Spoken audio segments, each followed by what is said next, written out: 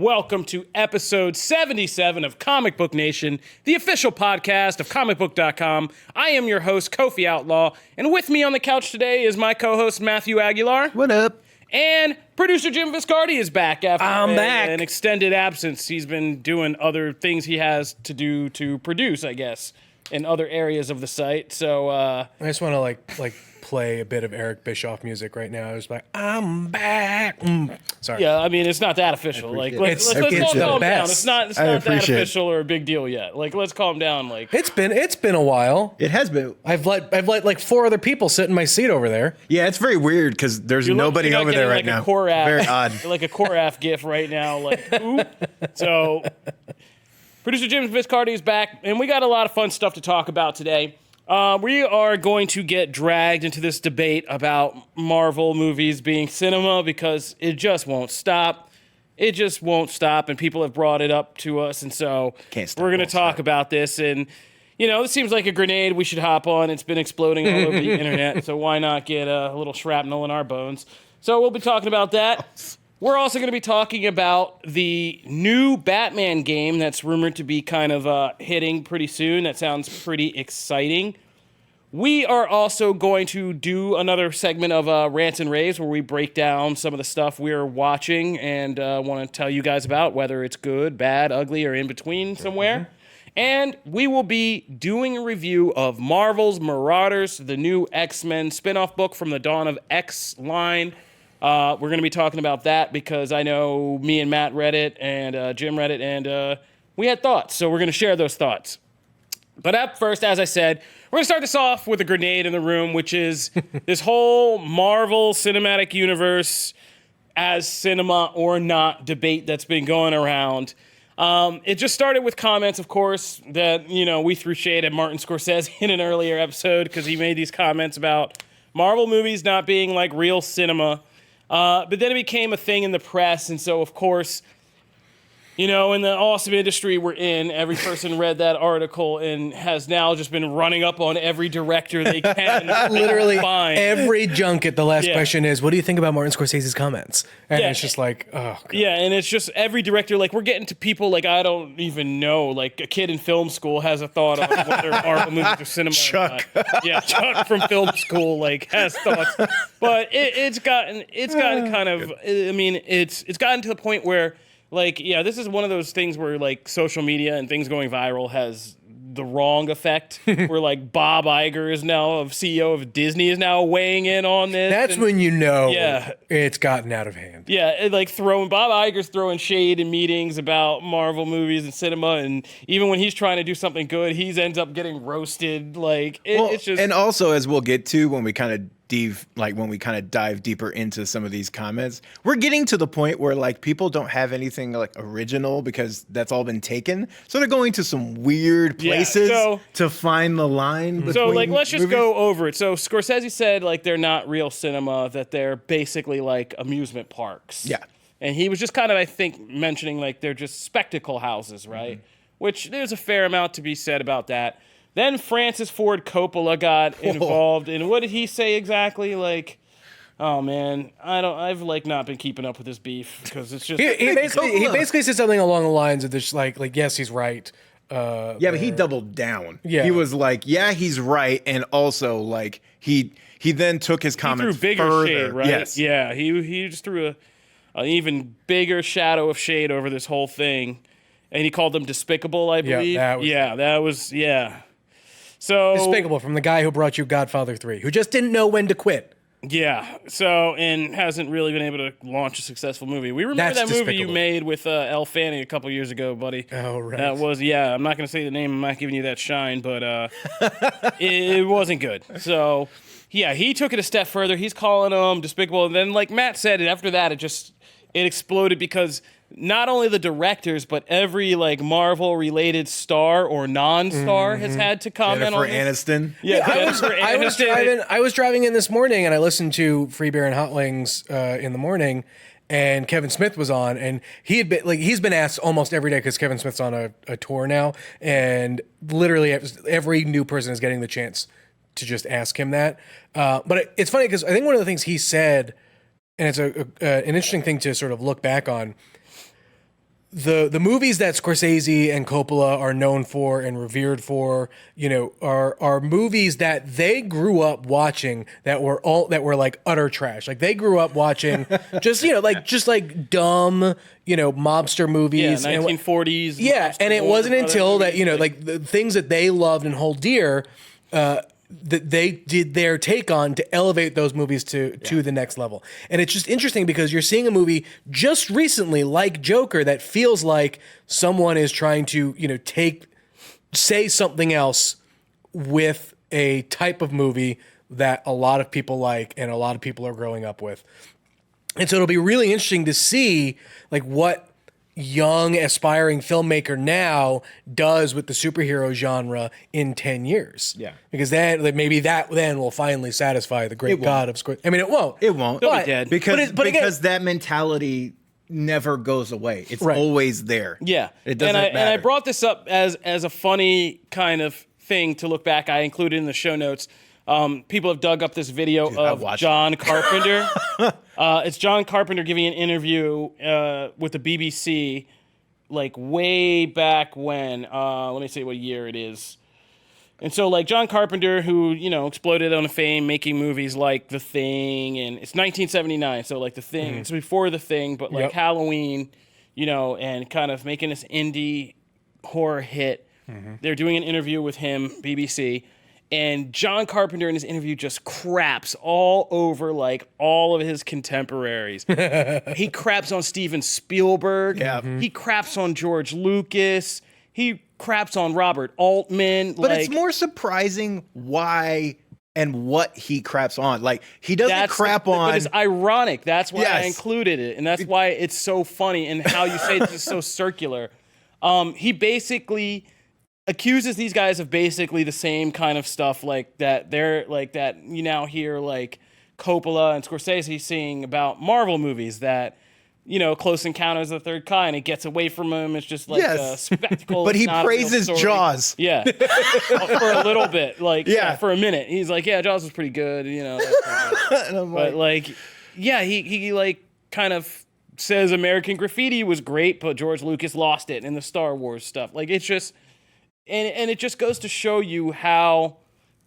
Petty filmmakers really can be. Like, your favorite filmmaker's probably, like, petty AF, unless they're, like, somebody we know to be kind of more open. also, if you want to watch 4 minutes it. of someone just thinking so highly about themselves, please watch this 4-minute And it's clip. It's like, But it's oh not my even God. that. It's just, It's like... so... But oh it's my just, gosh. like, the dude at the end of the bar, like, with too many cigarettes in the ashtray, It's like... just so pompous. Just complaining about stuff, and you're just like, I don't want to listen to this dude. It's not even like I think this dude is high and mighty and esteemed. I just listen to him, and I'm like, where'd they find that angry redneck? Like, but it's so funny too because like using Scorsese again as another example, he's someone who has gone on record to say like he loves musicals, right? I mean, he did New York, and just loves musicals. But musicals are not everyone's cup of tea, especially the ones like that are coming out now. But I imagine if you went to Scorsese and said musicals are not elevated forms, he will fight back and say no, you're absolutely wrong. Exactly. Because I think again because he likes them. but it comes back to that thing where I think that there's that there's a nostalgia factor at play for different generations that they're gonna say what they're saying. It's old man yelling at the sky. Old man have old man thing, and it's ironic because like Francis Ford Coppola and Martin Scorsese, especially Scorsese, who's now coming back and making The Irishman, which is like.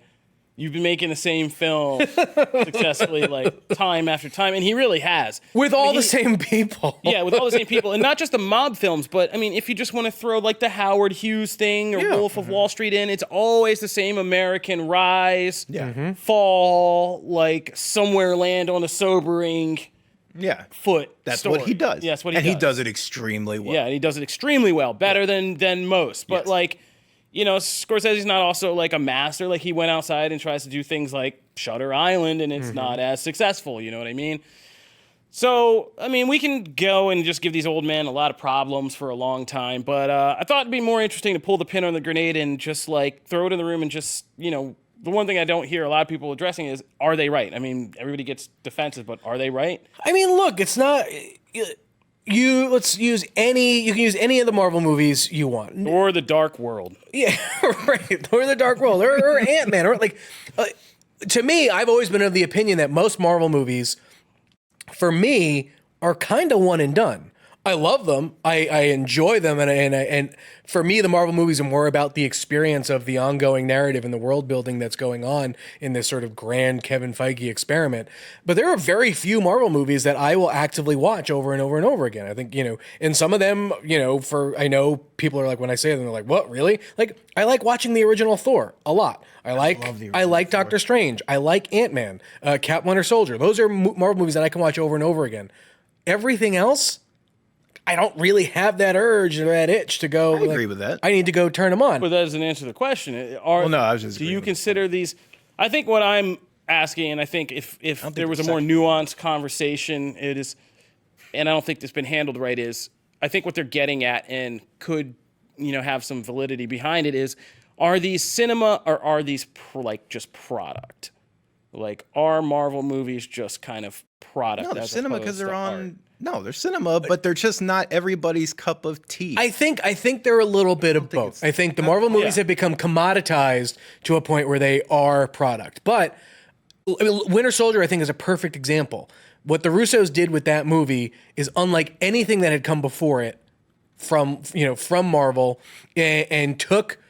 Especially from the first Captain America movie, right? Like, it took a character that was sure, but it was a character that was campy and a little bit on the nose, and made it added depth to the character of Steve Rogers in a way that I don't think anyone expected when it came out. That aspect of it, and the character building and the depth and emotion that it built in that world and what it did, to me, yes, is cinema. Okay, but I don't. Okay, I guess. The issue for me then on this becomes for me, the whole thing of is it cinema or is it not is something that like people made up to make themselves feel important in a conversation. If it's a movie that someone made and I can go see it in a theater, it is cinema. It's not cinema that I might appreciate or might like. Like, I'm not a fan of the horror genre almost remotely, except for a few pockets here. But I also don't say, well, those aren't cinema because I don't care about them or I don't even like them. I disagree with that. I think it's pretentious. I think you can't. I disagree with that. I think you can't say it's a movie, therefore it's cinema. The same way you can't say it's a book, therefore it's literature. Mm-hmm. I think they're two separate things. Like, a beach book is a beach book. Right. Like a beach book your smutty romance novels. Your smutty romance novels. That's still literature. No, it's not. At its base level, yes, it is. No, I think it's just a book. The definition of literature and cinema, I think, is more of, is there a Marvel movie that you think is going to be discussed and dissected in a film studies? Class. Just to give some background and context, mm-hmm. I'll say what Coppola said in full, because what he describes it. When Martin Scorsese says that Marvel pictures are not cinema, he's right, because we expect to learn something from cinema. We expect to gain something, some enlightenment, some knowledge, some inspiration. I don't know that anyone gets anything out of seeing the same movie over and over again.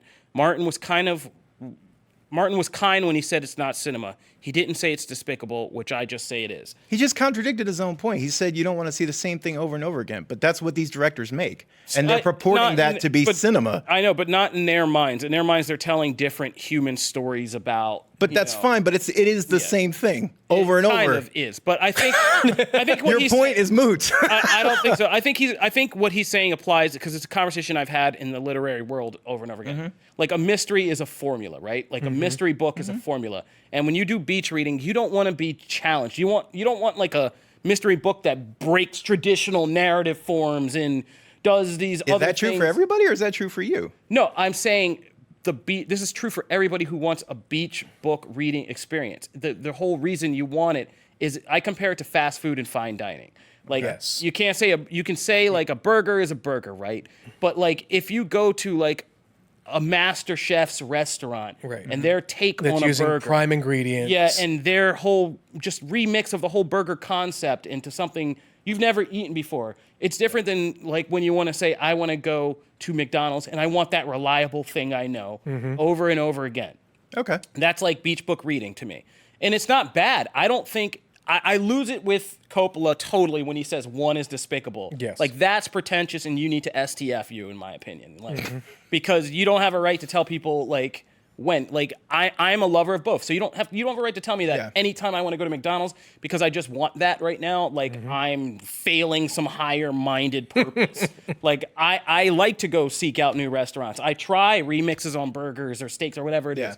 But, like, tonight I just want some McDonald's. So it's the same thing with beach reading. Like, sometimes you want to read a book that challenges you and makes you wrestle with something that's hard, that makes you run to the dictionary, or it's hard to read because you've never seen something written like this. Other times you just want to read a mystery book and chill, and, like, you want to do that. And I think that's okay, too. And I think you don't have to stigmatize it. So I think there is room to say that, like, yes, Marvel isn't traditional, like, high-minded cinema, and that's okay. We're not trying to, like, compare. I don't think you should feel insecure and have to fight up that battle. Like, to be like, no, we're not cinema. We're entertainment, and people love us. What? You want $1 billion? I got some lying around. Yeah. Help you make that thing you're going to wrestle with the human soul about, you know? I think where I lose it entirely, though, and I think that they discredit and kind of don't think about it fully, is I like Zoe Saldana's answer on this. Like, this is an argument about really what they're not saying is, like, we're talking about this as adults. Is this cinema for adults? This is kind of the unspoken thing.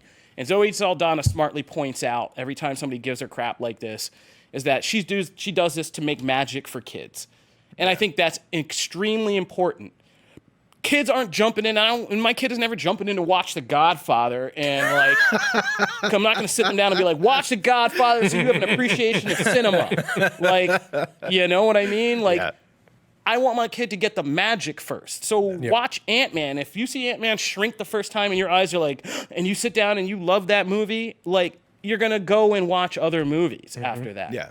And I think that's the gateway. Like, I had trouble when I was growing up reading or things like that, until my older brother put an X-Men comic in my hand in the early 90s, and we're just like, you know, have some fun, just relax, like, learn to read. And I was terrible. Oh, my God. I won't even tell you half the names I tried to make up for the X-Men because I couldn't really, like, understand, like, what the word rogue was. But it got me reading to the point where I started reading that. Then I read more kind of, like, genre novels. Then I read actual novels, and then it was a gateway. So I think these guys just discount that, and it's an extremely important part of the process.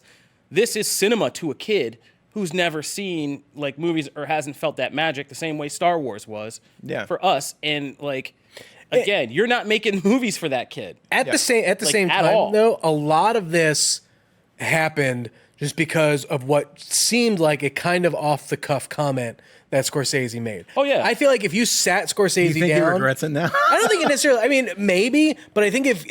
and you know it's going to happen at some point. Scorsese is going Not because he doesn't believe in the comic, but more because of what it's become. Because Coppola and some But, like, you know it's coming. Someone's going to sit down with Scorsese, and he is going to give a more well-thought, fleshed-out answer. And that's what I'm curious of. Does he double down, or does he give an answer that is a bit probably more in line with what we would hope he would say? Because like I said, I agree with Kofi.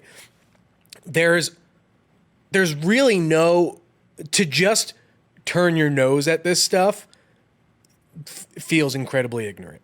It's a something for everyone kind of thing, and for you to just, you know, sort of look down on it and say it's a thing. It doesn't feel like a thing I would want to believe that Scorsese would do.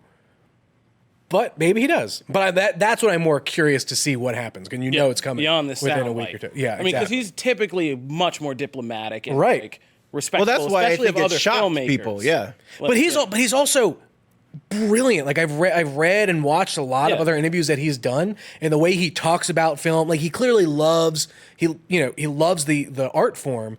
And so I think the soundbite. You know, it was kind of I think it was an off the cuff thing, and, you know, now it is what it is, and we'll see where we go next. Yeah, and again, we've gotten so far away from his context. He said a theme park ride, but that's not an automatic insult. Right, I love roller coasters. I think he was and I think he was just saying the kind of movement from moment to moment thrills and stuff like that. And when you get off of it, you.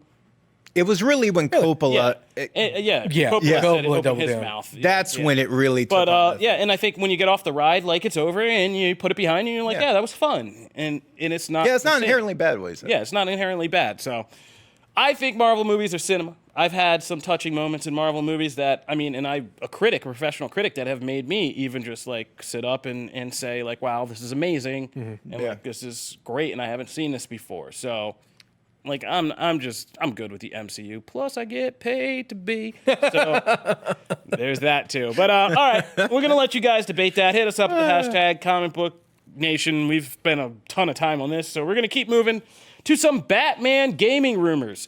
We got a rumor this week about the next Batman game in the Arkham series. Warner Brothers Montreal is allegedly out there hatching a new game called Arkham Legacy, and it will allow us to play not just Batman, but with members of the entire Batman family, which is, I mean, this is a natural evolution of the Arkham games. I mean, this is where we're headed. We've also heard rumors that, you know, it could be a multiplayer game too, which would be really cool if we could take it back to like those 90s arcade games like X-Men and stuff like that. I love those. Yeah. Oh yeah. And just like team dynamics, that would be really cool.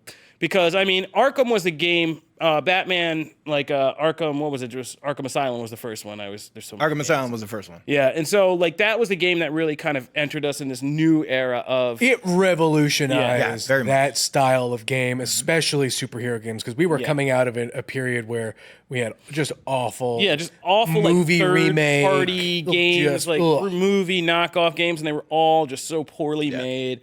And so hard to control, That and dumb just didn't Superman create the for instance. experiment. God, That was the ring, the sailing through the rings game. The most interesting, but like Batman, like Arkham, really put you in the skin of Batman, and it was freaking awesome. You could take on entire gangs, like do all the combo systems, and it really leaned into the detective aspect of it all, which I think for the first that really a lot of people liked because for a long time, even now, like the Arkham games to me have done more for the detective side of Batman than you even get in comics or any other media right now. Piecing together crime scenes and stuff like that. That stuff is so cool. And so but it really just made this game of like immersive superhero character immersion, like really locked it into place. And then Marvel took the baton and like with Spider-Man that we have now we have Avengers coming. But Arkham Legacy, I mean, if Avengers is coming, Warner Brothers got to top that.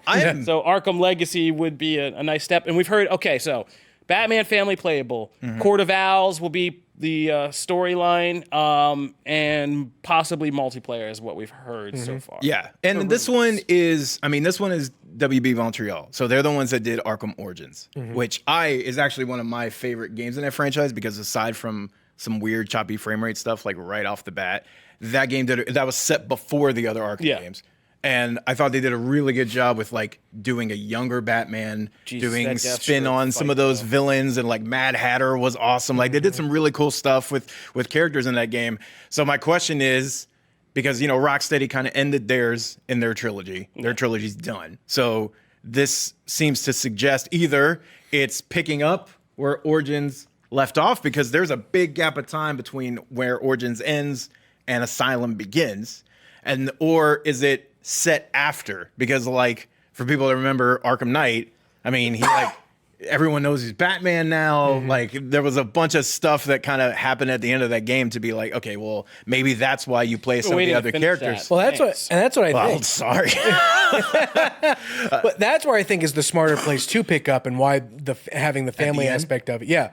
Having the family aspect come in, because they can't do a lot of what they need Batman to do because everyone knows who he is. Well, and Knight already had the implemented, dual combat thing where you could switch on the fly. And I honestly think that's what it will be here. Like, I don't think it'll be a Legends, X-Men Legends or Ultimate Alliance style game, because that doesn't really fit the combat system that they have.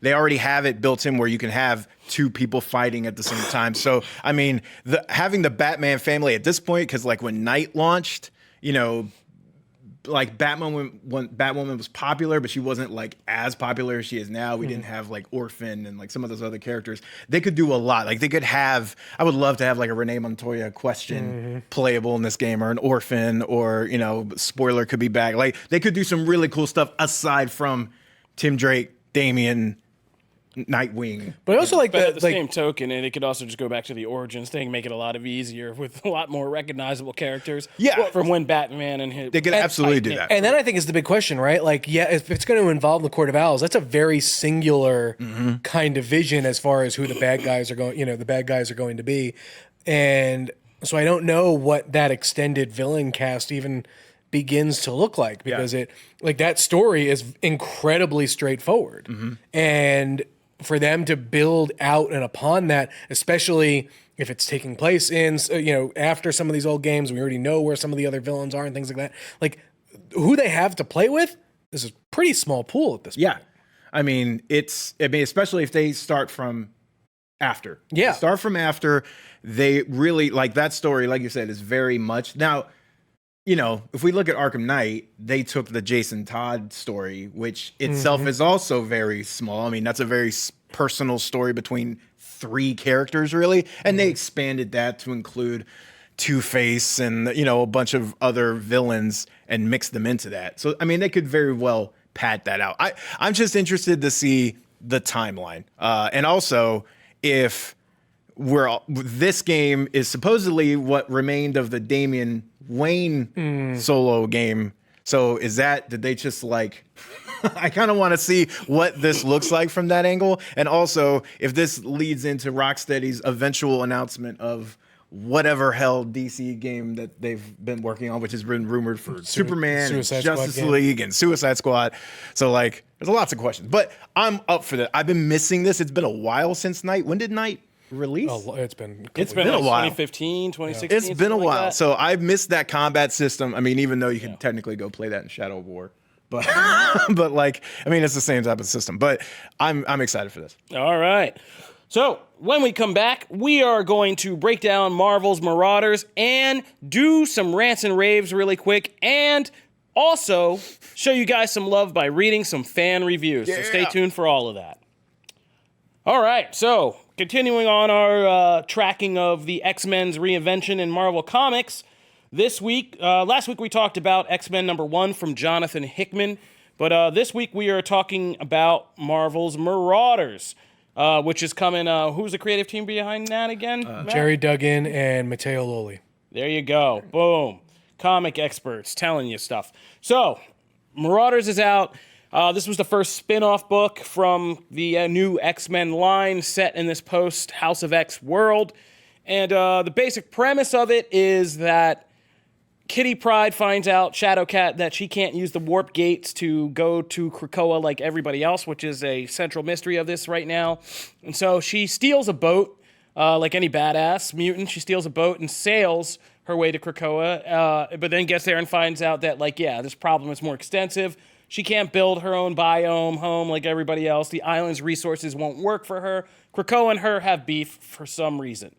So Kitty Pryde is recruited by Emma Frost to take on this other mission that they need for the new nation, which is to take a boat and sail to nations where mutants are still oppressed under kind of laws and under countries that didn't recognize Krakoa's sovereignty and mutant amnesty that most of the nations of the world have. So they need to basically have a kind of a pirates for good team to go out there, sail around to these nations, and help liberate mutants who are living in these oppressed places, and but also too deal with other things. For mutants who also can't use Krakoa, right? Isn't that a conceit of it, that Kitty's not the only one who can't use the portal?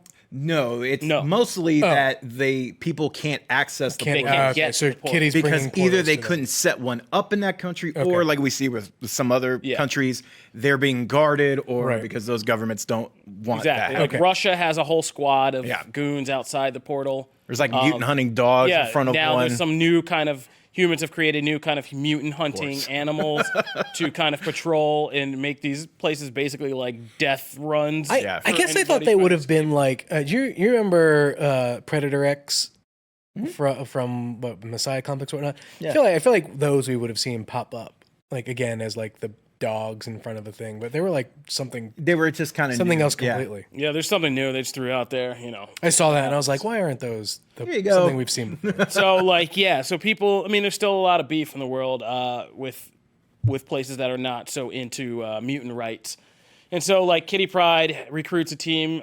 She gets Iceman. She gets Storm. They find the original Pyro's back from the dead. He was Such a great sequence. yeah, he was just kind of stowawaying and, like, hiding on the boat, taking a nap. And when it goes sailing, and so he just joins the team because he was looking to get into trouble. So this is good for him. We find out he was one of the first people resurrected on Krakoa.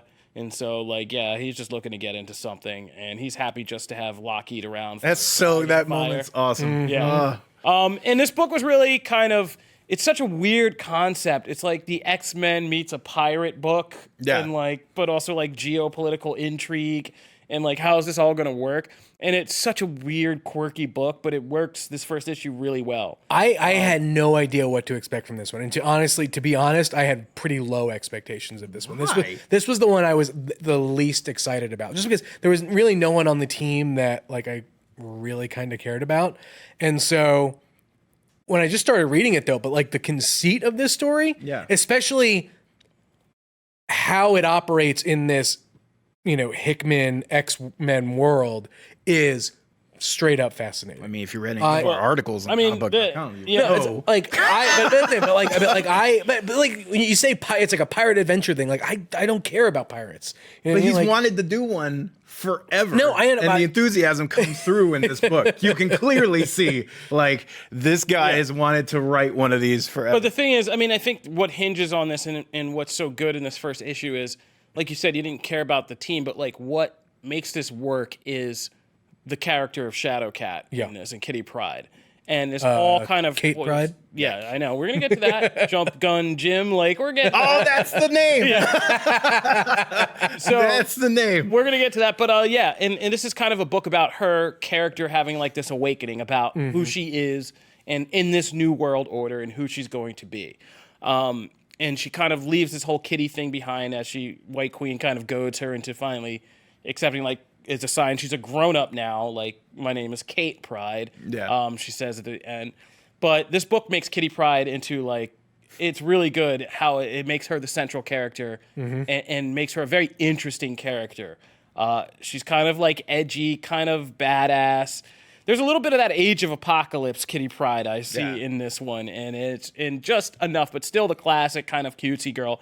And there's a thing where she takes on like a whole squad of goons, and I think, is it Russia? That action scene was just so and it's literally good. Kitty Pryde versus an army, and it just shows you if you've ever like thrown shade at Shadowcat and been like, oh, she's like one of the weaker or stupid X-Men. Like this one just shows you like how badass she is by just having her just destroy this army of dudes. And she does it so it's portrayed in a way that it's almost effortless. Yeah. And she's just going through the motions as an experienced X-Man who has been doing this for her whole life. And again, it's that concept of like, oh, there's no way Kitty can do all this. And she is just going boom, boom, boom, boom, boom. And you're just like, whoa. It's one of the things that, over the years, like there have been creators, like, she was spotlighted in Astonishing. Yep. She was spotlighted in X-Men Gold. And there are times in those series where you're like, that's exactly Kitty Pryde, but like but she's always kind of been like a kid. Yeah, because it's always also almost like they're making a point to put her there, so it feels like almost overly intentional. Like it feels intentional. Right. This feels like Roman Reigns. Effortless. This is just who I am. I am an experience, and it really did. It felt like it was graceful. It was elegant, and it wasn't ham-fisting, oh, you need to care about Kitty Pryde. It was showing you all the reasons why you should respect that character, right? And that's what I really appreciated about it. And it did it with a touch of lightheartedness. Like that's what I love about that. She's joking throughout the thing and making quips, but again, they don't come off as forced. They're just her. It's her personality. Buddy of mine has a theory that I think is kind of spot on.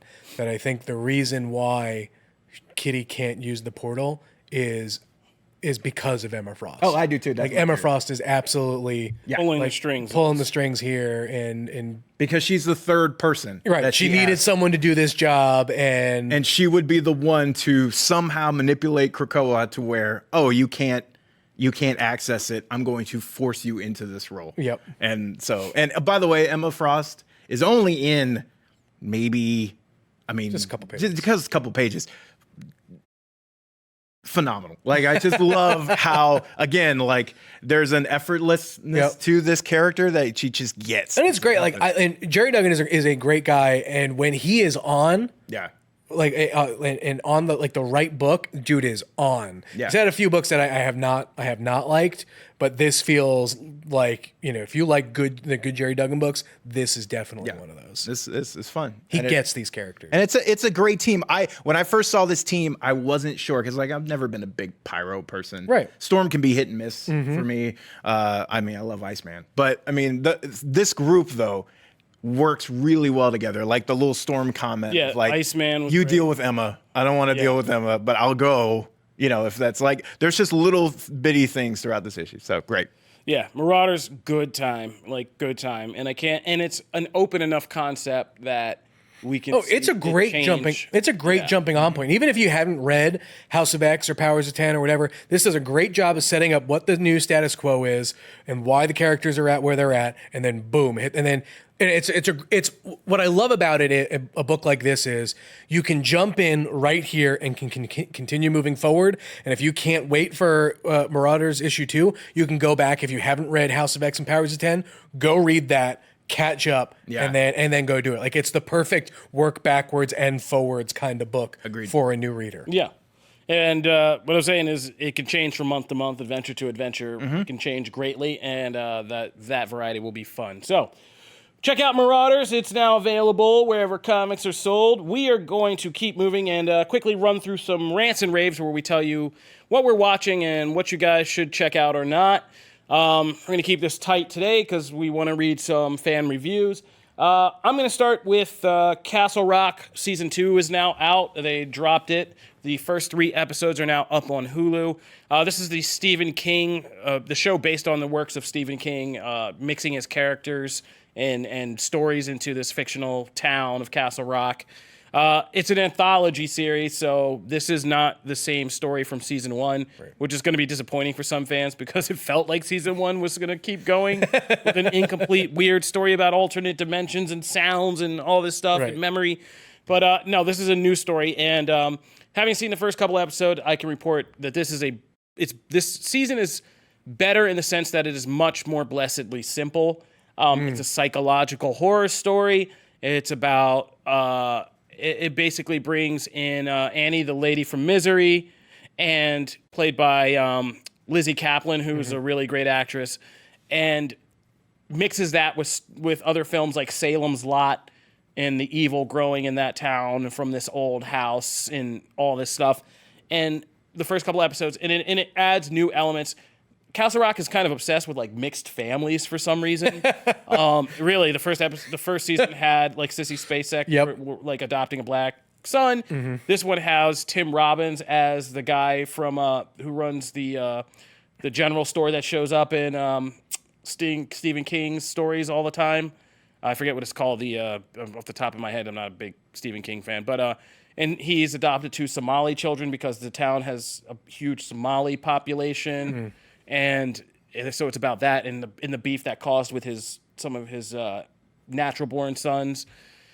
And so there's all this stuff mixed in, but Lizzie Kaplan does a great job of kind of playing the lady from Misery in new context. She has a daughter and she's on the run and she ends up in Castle Rock, and so she's really unhinged and crazy. And that makes for some pretty shockingly violent stuff in the show. But it's much more straightforward. It's not like all this mystery. It's just kind of a good thriller tension. This takes place in the same setting, though. Yeah, Castle Rock. As season 1. Yeah. It's just a different story. Okay, that's what I thought. I'm excited. I liked season 1. I'm excited to what is coming for season 2, and I'm glad that you liked it. Yeah. The next thing I'm going to do real quick is just highlight. I know I'm so late to the party on this. Demon Slayer, the new anime Demon Slayer. Is a series that everybody's been talking about, and if the chatter finally got to my ears, and I was like, all right, man, let me just check this thing out on Hulu. Demon Slayer, I'm not going to butcher its full name because, like, it has a Japanese, like, sub-name to it. Kimetsu no Yaiba, I hope I said that right. But it is great. It's about a young kid living in this world in this kind of, like, feudal world where demons are known to be out at night, and people kind of, get off the road and out of the forest at night. because demons hunt humans and gain strength from eating them, and something tragic happens in his life, and he and his sister, he has to train to become a demon slayer, and it's awesome. It is one of the most unique visual styles you will see in anime, especially the action scenes, which use like CGI like paintings of like old Japanese art styles for like their attacks and stuff. It's really freaking cool, and Demon Slayer is badass. Is it a subbed show or a dubbed show? Right now just subbed. Okay. But like probably my new favorite anime since My Hero Academia. And yeah, there's action that gets me more riled up than like that I haven't been since like My Hero. So check that out. And finally, shout out to another Hulu series. Man, these are all on Hulu, I realize. Man. Wu-Tang, An American Story. Like, Need to watch this. Yeah, that season wrapped this past week. Great show. It's basically like a slightly fictionalized telling of Wu-Tang's origin story. The cast is fantastic. The people they found to play each Wu-Tang Clan member are amazing. The guy who plays Old Dirty Bastard it's crazy how good he is. And Shameik Moore plays Raekwon the chef, like in his grimy drug dealing days. And really? Yeah, it is amazing. And he is so great in this show. Okay. Nice. So yeah, Wu-Tang An American like story is a really good for hip hop fans. Go check that out. And based on our Spotify results, quite a few of you on here. No Post Malone. So if you're not checking that out, no Post Malone in it. But if you're not checking that out on Hulu, be sure to. It's excellent. All right, Matt, what do you got? So I'm going to run through mine just real quick, and I'm only going to touch on one in particular. And mine is mostly surrounded my review of WWE 2K20, which my biggest thing is not the review itself. You can go read it on the site, and I wrote like 1,000 words talking about my point, so I laid it out pretty well there. But my biggest thing is that every so often you get a reminder of like how much an echo chamber Twitter and Facebook and like social media is. And this is one of those cases where I just urge people to not be so quick on the trigger and to actually maybe do just a little It might glitch. Just step outside and do a little research, because a lot of the common complaints that are coming, not the glitches, right? Not those. Those are separate. Right. I also can't factor those into my review if I didn't have them. Sure. So it's not my job to review everybody else's experience. Is it worth the $60 though? For me, yes. Okay. But as I say in the review, if you are big into online play, that's not really a thing for me, and it never has been. But if not with WWE, but if you are, then you probably need to wait. You probably don't need to get it now. You need to wait for them to fix all that and then go back. I didn't have those glitches, but my main issue is some of the very quick, like, hey, I'll just stick with the last game, and this has gone down so far from there. And all it takes is just like look at gameplay footage and look at and play last year's game, which I have and I own, right? And you see the drop is not, it's actually, the core gameplay is actually better, right? And graphics, it's like every year it's hit and miss. Some are better, some are worse. Like it goes down depending on the superstar, depending on the. But is the graphic? So the gameplay being better, yeah, sure, fine. But are the graphics distracting? No, not for me. Okay. No, I didn't have any of the glitches during create a character mode. I didn't have any of the stuff like the graphical issues. There is a sheen, like it needs 4 coats of paint in the my player mode to be where I want it to be. Was I still entertained and like, did I still want to play that mode? Absolutely. So I didn't come away from that. And the showcase mode is great. The towers are great. My universe is great. Like there's a lot of really good stuff here and enough to warrant a purchase. But my biggest thing is like, I saw people posting like the John Cena meme of like 2K15, right? And 2K15 in that screenshot looks great. And then you watch the entrance, and even the entrance model looks great. And then they start walking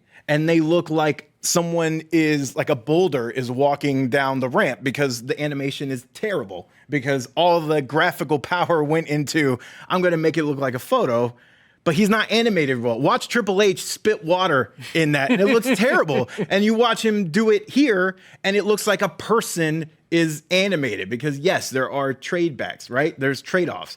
So same thing with, there was a developer, ex-developer of, I think it was SmackDown versus Raw versus SmackDown 2010.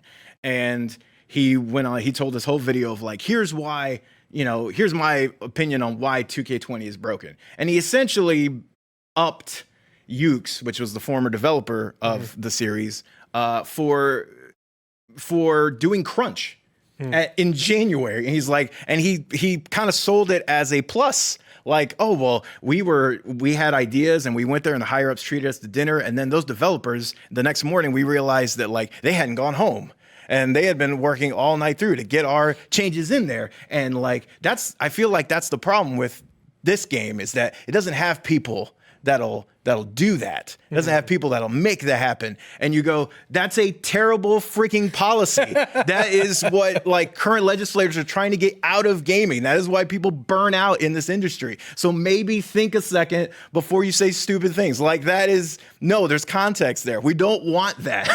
It's okay. So no, you shouldn't be praising someone doing that. You're going really crazy with this. I'm just saying there are things that bother me, and it's that quick social media trigger finger thing of here's things. And if you just take 5 minutes to go look at something, you can realize that, that's not the case. So are you recommending I recommend it. Okay. You can read my review. What else do you have to rave about? The other ones, no, because this took way too long. So the other ones I'll cut for some other time. But that was my main gripe. You feel some kind of way about I'm just saying that bothers me. No, I mean, I get it. Get it off your chest. Yeah. So anyway, that was my rant. I can go super rapid fire quick. If you're not watching My Hero Academia, you need to watch it.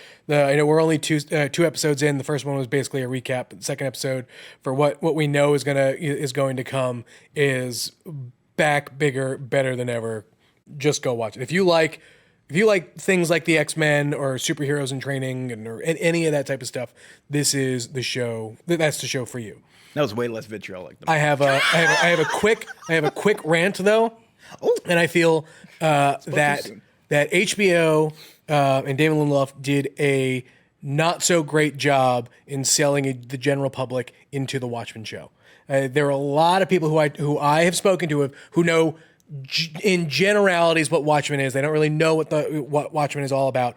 Watch the show, they don't get it, and they're not sure if they're going to want to watch episode 2. And I can see where they're coming from. Really? I loved it. Even though like it's not very Watchmen-y, and I know a lot of people have really liked it, but I was surprised at the amount of people who I would have bet $100 easy would have been super into this show and just weren't, because they were kind of lost and aren't sure they want to invest the time for it to get better or for it to make sense. That's Okay. Interesting. Tell them to listen to our Watchmen podcast. That'll help them. All right, that'll do it for rants and raves. And to close out the show today, we are going to, as stated, read some user reviews. So if we read your review and it's a 5-star review, we will send you a Comic Book Nation t-shirt. You just need to hit us up. The easiest way is over the hashtag Comic Book Nation on Twitter. Yep. Or you can email editor@comicbook.com. Or email editor@comicbook.com and send us your real name, your shirt size, and your address. That's right. And give us a couple weeks to a month to get them out. All right, so we're going to start with one that's not a 5-star review, because I just saw this one. It's a 1-star review. Oh. And I was like, what is this? And it just says, horrible by Tad McFly. Matt is terrible. And it says, I really can't believe how bad and unprofessional this podcast is. If I want to listen to... Here we go. If I want to listen to people trash Trump on a daily basis, I'll turn on CNN. Sir, I would just like to point out, nobody has ever mentioned the president by name on this podcast. I don't even know. No, we've mentioned, I know what he's referencing. We've mentioned twice comparatively saying things we're talking about are absurd, like comparing them to what's happening in political life. Okay.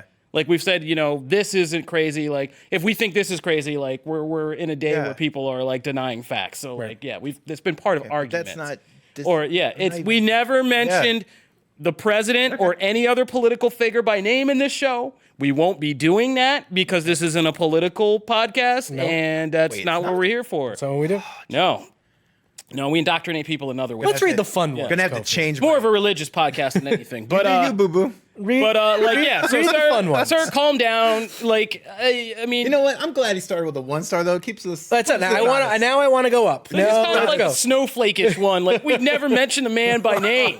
Like how offended are you? We've never even said anything directly about the president or politics. So makes my 2K20. And don't throw around unprofessional. That's not unprofessional. So check your words, Tad McFly, because it's stupid. I understand. Kofi, this is Kofi's baby. He's very passionate about it. saying no. It's not. It's not even about the podcast. Like that was just giving us a 1 star and saying something's unprofessional because we made an indirect political statement. Like, come on, man. All right. Now read for the fun good ones. people. Yeah, now for the good people. Can't think of a title. After seeing by Hoodlum 209, after seeing that there was a podcast from Facebook, it was a must. I love the interaction between everyone on. It's like we are all having a convo. I listen on or at work, and it is awesome. Thank you for making my workday go faster. You are welcome. Oh, that's sir. awesome. Look at that. Oh man, here's another one yelling at us about spoilers. Oh boy, I don't know. I've been pretty good about warning. Yeah, I don't know. You're just complaining. You know, we tell you there's spoilers. I try. Sometimes we do it too late, and that's our fault. We're sorry. Yeah, it's our fault. That's our bad, but whatever. You and your 3-star review. Don't let the name deceive you. It's much more than comics by C Payne 883. This is a must listen for any nerd, geek, movie, Disney lover, gamer, TV show connoisseur, WWE fan, and a lot of other things.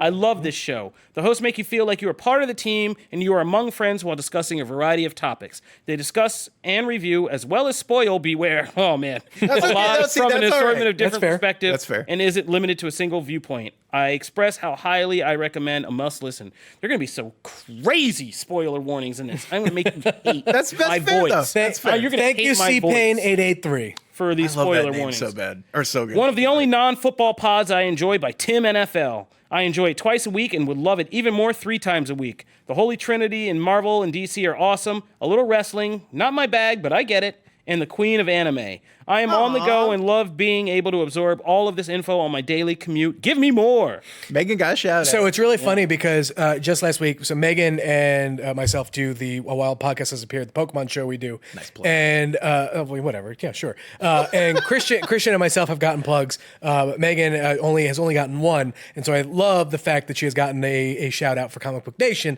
a show that she's on every once in a while. So pretty sure this is actually like the third. I think this is like the second or third one she's gotten with us. Yeah, no. Thank you, Tim NFL. Yeah.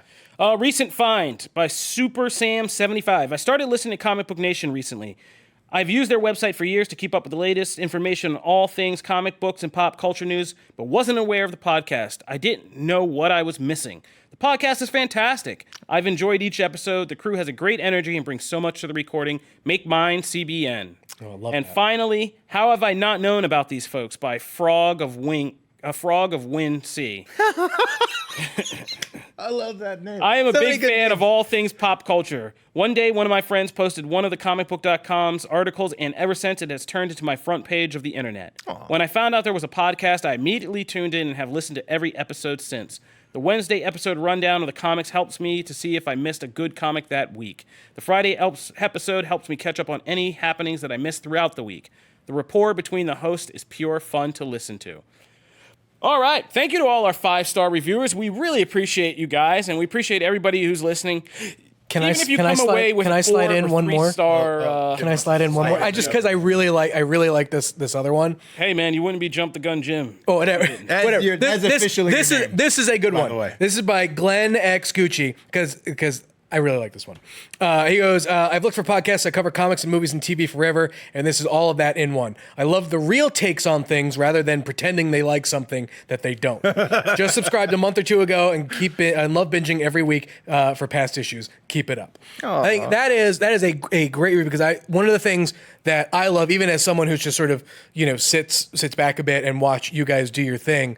One of the things that I think is core to this show is we love this stuff. And there are some things that some of us hate, and there's some things that some of us love. And when that powder keg is lit, it's awesome and incredible. And a lot of that, I have to give props to Matt and Kofi for, because they're the ones that steer this ship. And whenever we have, we're bringing in a new third chair, or even someone else sitting in my chair in the fourth spot, 77 episodes in, this has been fantastic. So kudos, guys.